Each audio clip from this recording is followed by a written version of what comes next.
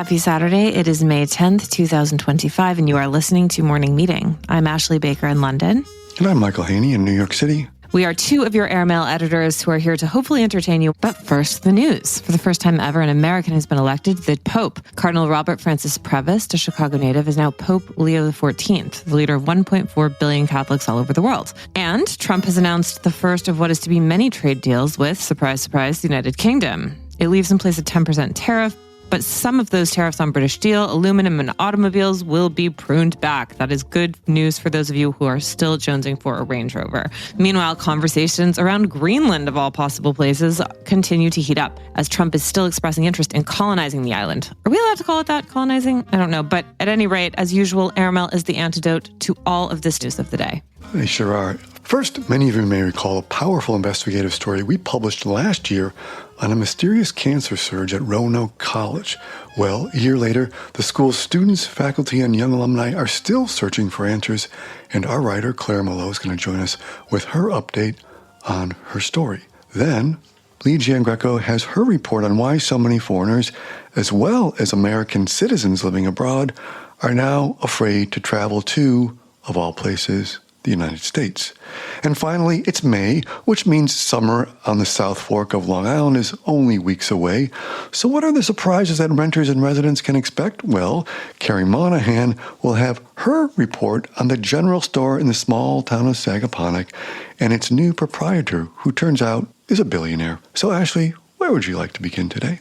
Well, we have a very harrowing and sad story in the issue this week that was reported by Claire Malot, who's our investigations editor here at Airmail. It concerns a cluster of cancer cases surrounding Roanoke College. She has reported on this in the past, and she is here with a follow-up that is equally alarming as the first one. Welcome, Clara. Thanks for having me. So, Clara, before we get into your most recent reporting, tell us a little bit about this cluster of cancer cases at Roanoke College that you reported on about a year ago, wasn't it? Yeah, we first reported it last year, and the story is something I've been working on for, I guess, over 2 years now. And it started because a former student of Roanoke posted a video on TikTok talking about how she was one of 6 of her friends who had been diagnosed with cancer. And, we didn't know it yet, but one of those girls would pass away just right when we were publishing last time. And after we published, which had just talked about 16 of the students who had gotten sick, we were flooded with more people who were talking about their own cases. And so the numbers went from 16 students to 45 students. And a ton of teachers also reached out about their students, and also some teachers reached out about their own health situations. Give us a sense of the size of Roanoke and how many cases of cancer we're talking about over what period of time? Yeah, so it's a really small school. It's about 500 per graduating class. And we're talking about a period from the classes of 2004 to 2020. It was interesting when you look at all these cases plotted out, because around 2010, there's just this huge increase. And working with a statistician, what we saw was that the number of cases that were expected for men was what was observed. So there wasn't an increase from what we thought there would be, just given the statistics of how many people in the US in their 20s are getting cancer. Whereas for women, it was actually double. So the chances of that happening naturally are 5 in 1,000. So it does happen. It's just quite rare. And I also think there's been this whole conversation recently about this increase in cancer in young people, which is obviously real and it is happening. And in terms of our statistics, to make sure we accounted for that, we were using the most recent Sears data, so the most recent data on how many people in their 20s are getting cancer. So that's taken into account in those numbers. What kinds of cancer were reported? So a chunk of the cancers were breast cancer. There was a chunk of blood cancers, so leukemias, and then there were lymphomas, thyroid cancer. There was a range. And there were also this group of people who had really rare cancers that you just really almost never see in people in their 20s. So there was an appendix cancer. There was a type of very rare kidney tumor you normally see in children called Wilms tumors. There was pancreatic cancer and ovarian cancer and testicular cancer, again, all in people in their 20s. And what was the response and the reaction to your story after it was published? There was definitely a flood of outreach. I think that some people who hadn't stayed connected to their community were shocked to hear that this went beyond their own personal lives and their personal stories. One person who reached out to me was a former teacher at Roanoke who worked there for decades and actually had attended the school in her 20s as well. And she remembered that when she was first diagnosed with cancer in 2010 and she went to the local surgeon, the nurse who was just doing her intake with her said, kind of offhandedly, "Oh my God, you're the 5th Roanoke teacher to be here this year. What are they putting in the water?" And it was just something, when she's faced with cancer and fighting for her life, she didn't think about again until having read that story last year and then, putting the pieces together that she's not alone. I mean, Clara, how has the school responded to all of this news? I mean, it seems like this would be so sufficiently alarming that there would be a big investigation or an overhaul of certain things. I mean, what do we know about what might have caused this, if anything? Yeah, so the school, to give them credit, did hire a hygienist or an environmental consulting firm to go in and do some testing. And so they decided they were just going to look for 3 different possible things: radon, lead, and then VOCs, which are volatile organic compounds. It's basically things like benzene or other chemicals that make people sick. And from every expert I've spoken to, the radon and the lead couldn't cause cancer to develop this quickly. We're looking at a latency period, which is like the time from exposure to when people get cancer, of closer to like 5 to 15 years rather than, most people for lead or radon, you're talking about like decades. But the volatile organic compounds can cause tumors to develop pretty quickly. And so that's where I zoomed in, like looking at the results of that testing. So they tested all the dorms. Some environmental consultants I asked were thrown off by the fact that instead of doing like indoor air quality testing for those chemicals, which is normally the first step because it's so much cheaper and less intrusive, they skipped to drilling these holes in the foundations of the building and looking for what chemicals could rise up through those holes. Everyone I've talked to on this has said, like, you only really do that if, one, you know exactly where the source is. And so they did this testing and it showed that in particular, one dorm had really high levels of a chemical called carbon tetrachloride, which predates PERC, which I think people maybe have heard of as the like go-to dry cleaning chemical. So this is a really nasty toxin that's been basically out of use since the 60s because people were seeing it was causing tumors and liver and kidney issues in people. So it was found under the school and under the storm called Bartlett at 65 times the Virginia risk threshold number. So super high, kind of considered like almost an industrial level. So you're looking for something not like, someone pours it down the drain, some kind of dry cleaner or some kind of industrial source. And basically no one can account for where that came from. And were kids breathing it in? We actually just don't know now because the indoor air quality testing was never done. So Clara, what were some of the biggest revelations that you encountered in this second round of reporting in the story that's published in this week's issue of Airmail? The first thing was just that this seems to impact women instead of men. It's double the number of women you're expected to see who are developing cancer. Especially, that trend tracks both in the student population and the teachers. There were also 22 teachers who had been diagnosed with cancer that we know of, and 18 of those teachers were females. I think all of these numbers are not set in stone. The rates are probably higher, and we're just not seeing all the cases. But most of those teachers were women, and one building had 8 cases of cancer and 5 of breast cancer in a department that's 14 people. So a lot of cancer in a really small cohort, all women. So the first revelation is really that this seems to be impacting women and instead of men. The second is that there are these what are called chlorinated solvents, these man-made toxic chemicals used as industrial cleaners that were found under the buildings, under 4 buildings on campus. The most severe case was in a dorm called Bartlett, where the carbon tetrachloride level was 65 times the Virginia risk threshold. But PERC, which came after carbon tetrachloride as the go-to dry cleaning chemical, and again has been banned since, was found in another building. And chloroform, which is a third chlorinated solvent, is actually a degradation product of PERC, was found in multiple buildings. So it seems like there's something going on every toxicologist, industrial hygienist I spoke to all said that these are relatively rare chemicals to find because they've been banned, and especially rare to find at these high levels under a school. I think if we went digging in New York, you would find things. But the question is, in this case, what's the source? Because this is a quite rural area and these chemicals haven't been used since like the 50s. Is it a conjecture to say that like this could have been some kind of a toxic dumping site at one point? I don't think that it would be a dumping site. The question is more like the reports that the environmental consulting company drafted just don't go into causation at all, which I've been told by several experts is rare. Usually when you find things like this, you then go, okay, where is it coming from? Instead of going to what the school did and immediately just putting in remediation systems where now we don't even know what's in the air and what the students were breathing in. And so what I'm told is that typically what you do is like you look at a map and you say, okay, what is around the school?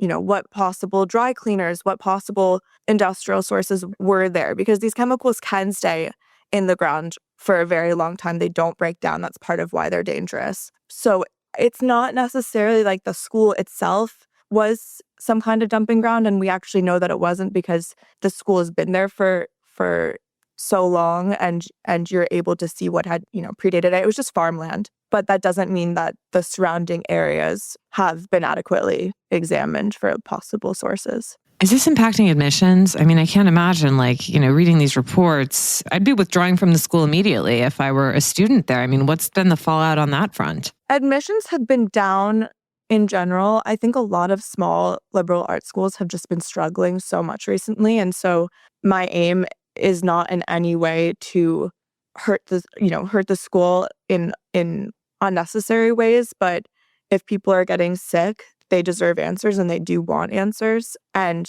the school had said when our article ran last year, they put out a statement saying that they were going to be transparent and they were going to do this testing, and what went on behind closed doors just told a different story. So we have emails between the legal counsel for Roanoke talking to someone at the Virginia Department of Health, basically the two of them saying to each other, this journalist won't go away, and that the story is continuing on. It just didn't seem to show a level of genuine concern for the students. And then there was this whole fight, between the teachers and the administration behind the scenes to actually get the results of this testing to be given to them. And it involved a teacher anonymously eventually going to OSHA and complaining. And it wasn't until, OSHA came and inspected it, and actually there was even a citation written to the school. And then the school has, put out some of this information. So I understand from an administration's perspective wanting to protect the school, and I would just hope that that also means protecting their student body.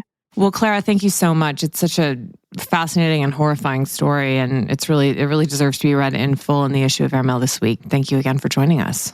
Thank you. So Trumpian chaos continues, and it has extended to the world of travel, which is most unfortunate news for those who relish an alternative universe, especially in the summer. Lee John Greco is a journalist based in Chicago, and she is here to explain exactly what's happening and what you need to know before you book those tickets for the summer holidays. Welcome, Lee. Hey, thanks again for having me. Lee, we are here today to talk about a conversation that's been happening at school drop-off, in corporate meetings, at cocktail parties, which is, what is a travel-loving American supposed to do in this particular moment? What did you find in your reporting as you looked at this issue? Yeah, I found a lot of trepidation among Americans, among naturalized citizens, maybe people who are married to someone from outside the U.S. And even Americans just with a name that doesn't sound quote unquote white. There are a lot of people afraid of what will happen to them if they travel outside of the country and then they come back, whether that is because of their identity, their racial identity, what their surname sounds like, or, their political identity as well. Folks who have said, hey, I've posted something, critical of Donald Trump on social media in the last few years, and I'm worried that now that will get flagged by CBP. So there are a lot of folks who are either canceling their trips or just taking extra precautions before they leave. And what do you mean by extra precautions? Yeah, absolutely. So what a lot of this has to do with is your digital footprint, especially your social media footprint. So that might mean cleaning up or deleting some of your social media sites like, Instagram or Twitter, especially, which I feel like is where people tend to sound off when they get a little bit frustrated with our politics, just to make sure that there is nothing that could raise a red flag in your profile when you are going through customs. Another thing that both travelers and security experts told me, you mentioned this is something people are talking about in corporate settings. That is absolutely happening. There are people whose whole job it is to brief folks in corporate settings about what to do when they are leaving the country and now what to do when they're coming back. And that might include something like taking a burner phone, especially if you have sensitive things on your phone, whether that has to do with politics or maybe just has to do with business as well. So that also involves taking a burner phone or creating basically, a new laptop that has enough on it that it's not suspicious, but not so much on it that, you, again, will raise red flags. Lee, one of the things on that same note that I thought was very fascinating was you said, even going so far as to disable facial recognition and biometric access. Can you explain why and what difference that makes? Yeah, so my understanding, speaking with security experts and also several of the travelers that I spoke with, who actually pointed to other reporting in, places like the Associated Press, not just these sort of warnings are not coming from social media sites or Reddit threads of, nervous expats. Basically, what they said is if you have the biometric access on your phone, so that is using your fingerprint, using your face to open your phone, it makes it easier to access your phone. So I guess if you came through Customs and Border Patrol, rather than them asking for your specific consent to open the phone using your keypad, they could just hold it up to your face. Now, there's different recommendations on what to do if you go through the border and someone says, can I access your phone? You could ask them why, you could say no. Generally, it does seem like the recommendation is to let them do that. But I would say probably gauge how you feel, maybe how much of a threat it feels like you're under. I certainly think that's a lot harder for people to do who come from communities that would be more oppressed typically by law enforcement. That makes it a lot more difficult to say no to an authority like CBP. I mean, Lee, have we heard anecdotal evidence of people getting detained for no quote unquote reason? I mean, what's sort of driving this fear factor? Well, one of the anecdotes, I actually referred to this from, I believe it was the Daily Beast who reported on this and some other outlets. There were two German girls who were traveling throughout the U.S. and they were detained in Hawaii because I guess they didn't have hotel plans or something like that sketched out. So that's just one example of sort of something that you would think of, two teenage girls. That doesn't typically come up as a high-level threat. And that's the sort of thing that scared some of the travelers that I interviewed. Maya and her mother, Katerina, they live in New York State. Katerina is from Germany and, she's elderly. She is 72 years old now. And she expressed a lot of fear about either leaving the country and coming back, or her sister coming to visit from Germany and coming under scrutiny here.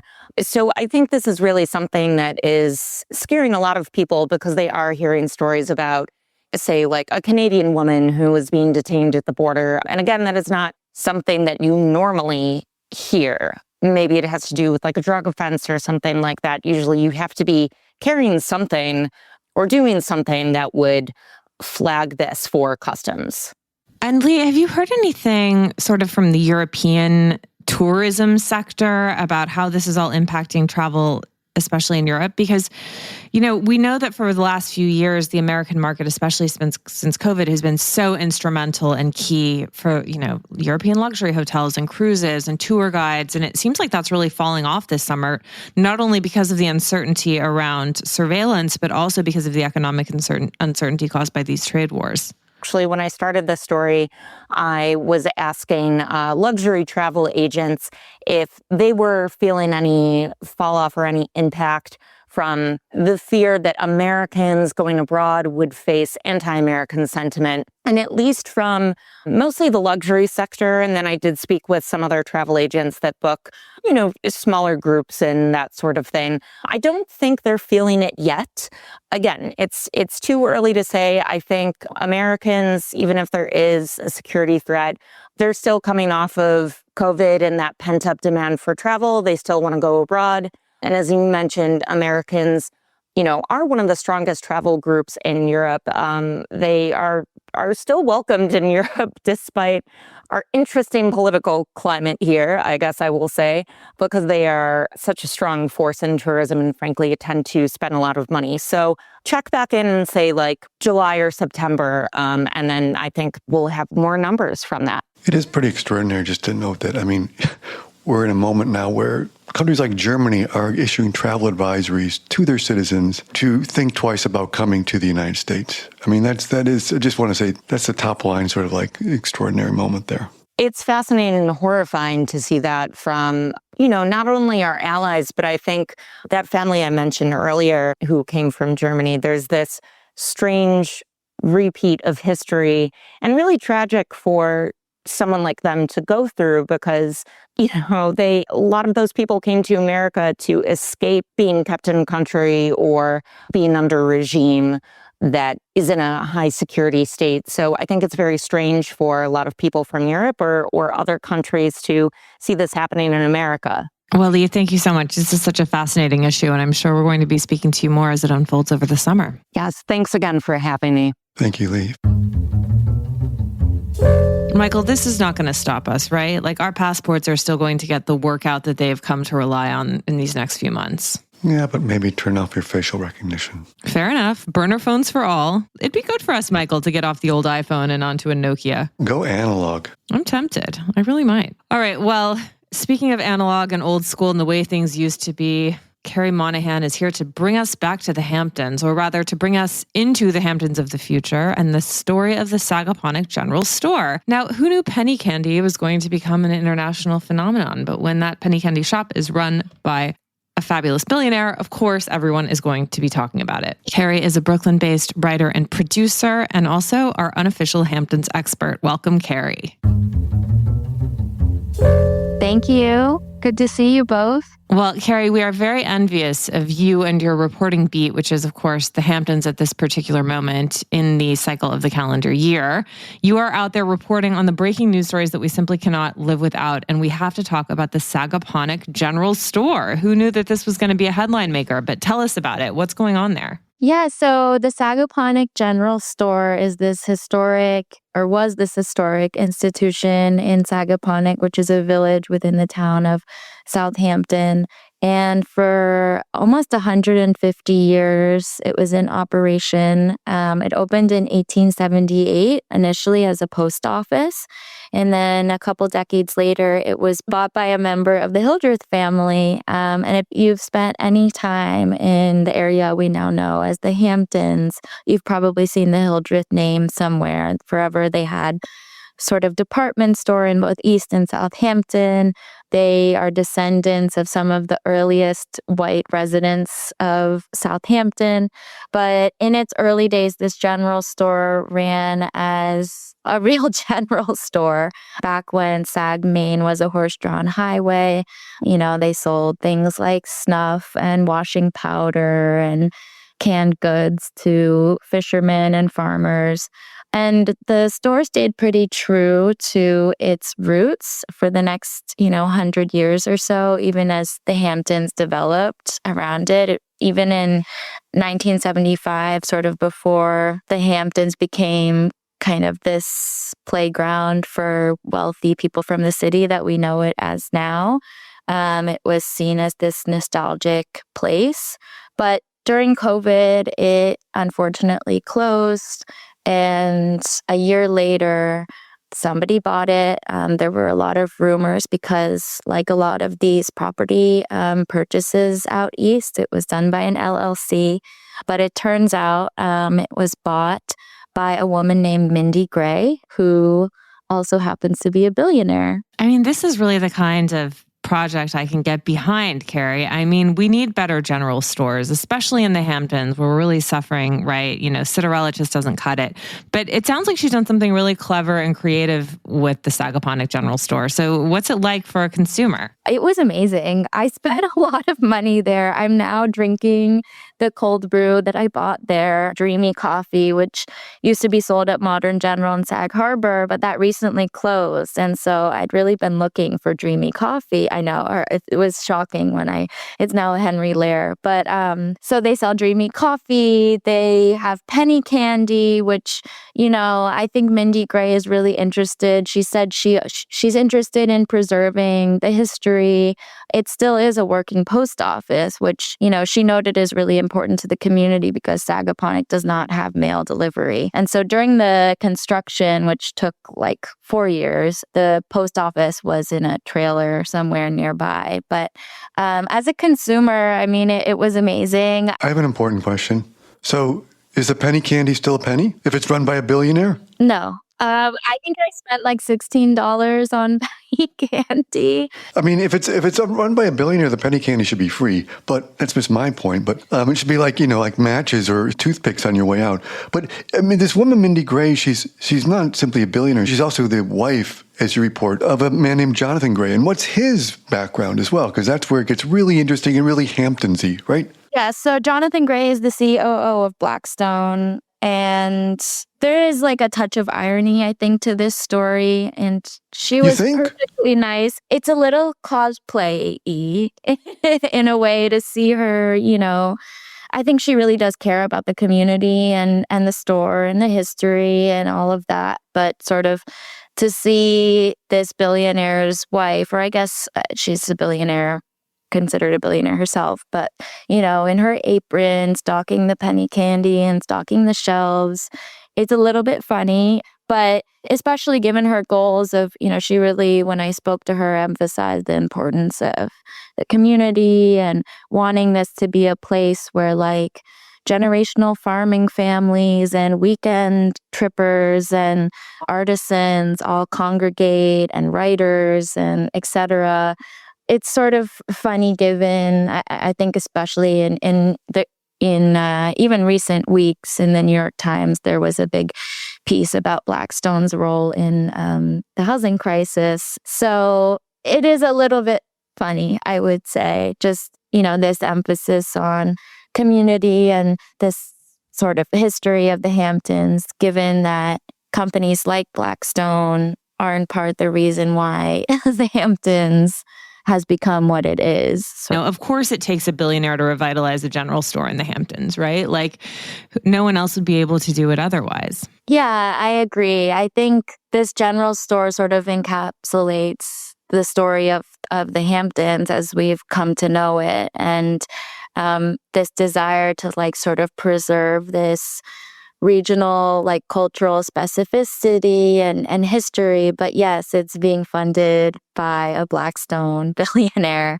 You know, there was sort of this hominess about the store. You know, the honey we have is made by the bees out back and harvested by a local beekeeper.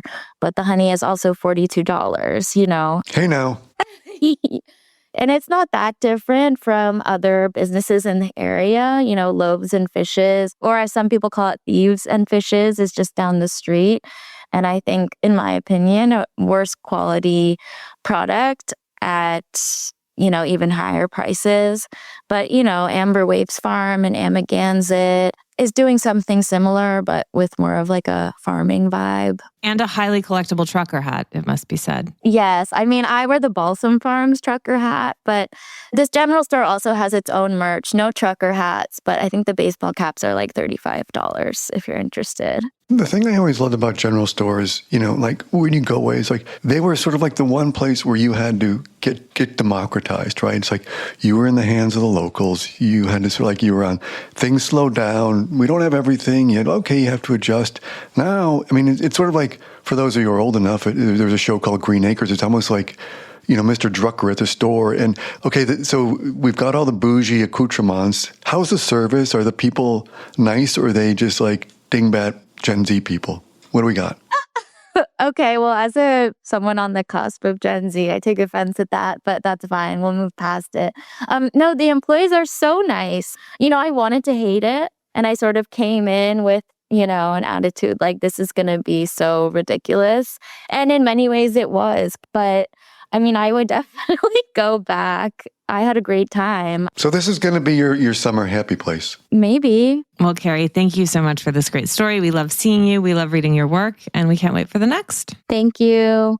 There's only one place to discover a global snapshot of the current cultural scene. Airmail's Arts Intel Report. Our international research tool for what to do and where and when to do it is user-friendly, continuously updated, and meticulously curated. Arts Intel is handy at home, on the road, and when you're planning your next trip. It also includes indispensable lists of restaurants and hotels in key cities around the world, recommended by our well-traveled experts. Explore Arts Intel at airmail.news/arts-intel, and be sure to sign up for our Week in Culture newsletter, which is published every Wednesday afternoon at airmail.news/WIC. I'm Chris Garrett, an Airmail Deputy Editor, and I never leave home without it. Bon voyage.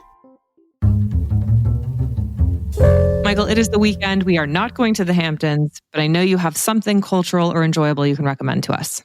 I do. I got something again to get you out of the house and get you, and it's specifically if you're in New York City, everyone's talking this week about the gala at the Met. I'm sure it was great, and that show is one to see. But last weekend, I took a look at the John Singer Sargent show at the Metropolitan Museum, Ashley, and I think you'd love it. And it's coming to the Musée d'Orsay later this year, so if you miss it in New York, you can see it in Paris in the fall. But it's a fantastic show. It follows Sargent from his kind of arrival in Paris as a young man. I think he was basically 18 in the 1870s, and sort of goes through his time in the Salon and his triumphs, and it all sort of culminates with, of course, that great painting that the Metropolitan owns, which is Madame X, and now it's got this great sort of pride of place in this exhibition.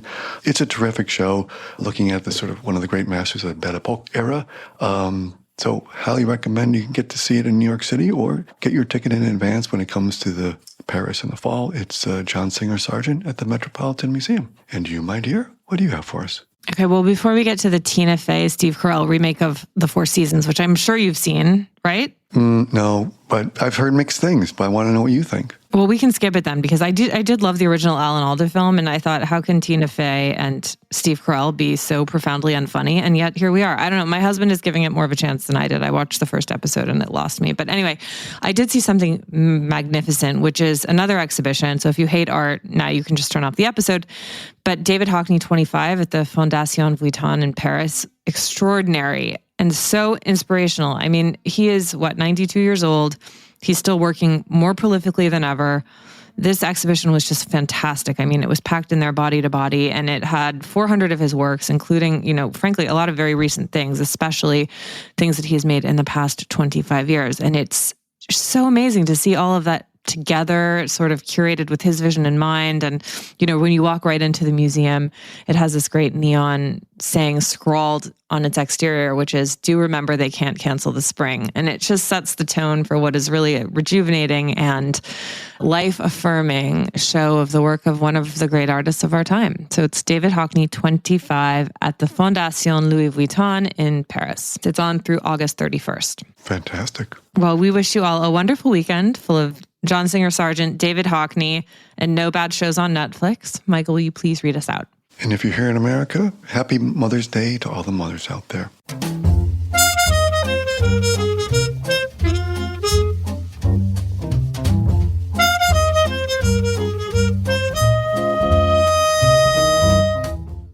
Morning Meeting is produced by Airplay Productions and edited by Jesse Cannon. Our co-editors are Graydon Carter and Alexander Stanley. Our chief operating officer is Bill Keenan, and our deputy editors are Ashley Baker, Chris Garrett, Nathan King, Julie Vitale, and Ash Carter. Our CMO is Emily Davis, and our music supervisor is Randall Poster. The theme music is The Cute Monster by the Buddy Collette Quintet. A new edition of Airmail is published every Saturday, so please subscribe and enjoy all of our stories on airmail.news, which we update every day. You can also find us on Twitter and Instagram at Airmail Weekly. We will be back here next Saturday with another edition of Morning Meeting, but in the meantime, be sure to subscribe at Spotify or Apple Music. But most of all, thanks again for joining us.